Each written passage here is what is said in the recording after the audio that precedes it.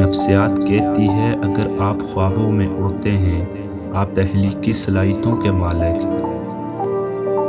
جاگتے ہوئے آپ کے 80% خواب خفیہ پیغامات پر مشتمل ہوتے ہیں۔ خواب دیکھنا بری یادوں کے اثرات کو کم کرنے میں مدد کرتا ہے۔ جب کوئی آپ کو یاد کرتا ہے اس کے 80% امکانات ہوتے ہیں وہ آپ کے خوابوں میں نظر آئیں گے۔ جب آپ کا کوئی جاننے والا آپ کے خوابوں میں نظر آتا ہے تو اس شخص سے سونے سے پہلے آپ کے بارے میں سوچا ہوگا۔ مسلسل نیند میں کسی کے بارے میں خواب دیکھنا اس بات کی نشاندہی کر سکتا ہے کہ وہ در حقیقت آپ کو یاد کر رہا ہے۔ روشن خواب زیادہ خیالی اور صوفیانہ تجربہ کرنے کی طرف مائل ہوتے ہیں۔ نفسیات کے مطابق رات کو نیند نہ آنے کا مطلب ہے آپ کسی کے خوابوں میں جاگ رہے ہیں۔ آپ خواب دیکھتے ہوئے پڑھ نہیں سکتے یا وقت بتا نہیں سکتے۔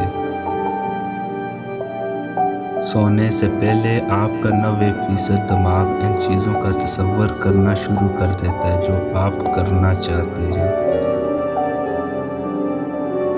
جو لوگ تیز رفتاری سے چلتے ہیں وہ عام طور پر سست رفتاری سے چلنے والوں کے مقابلے میں پراعتماد اور خوش نظر آتے ہیں۔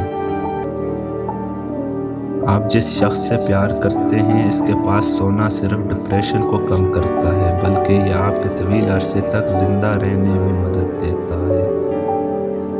رات کو زیادہ سوچنے سے صلاحیت 85% تک کم ہو جاتی ہے۔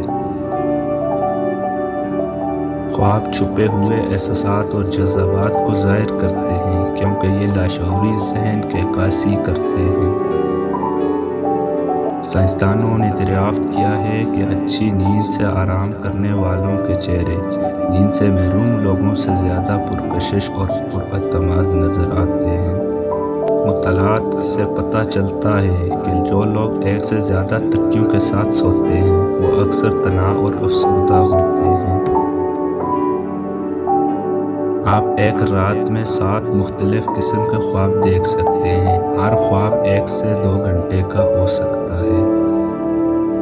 خواب ہماری شعوری سوچ سے زیادہ وزن اور معنی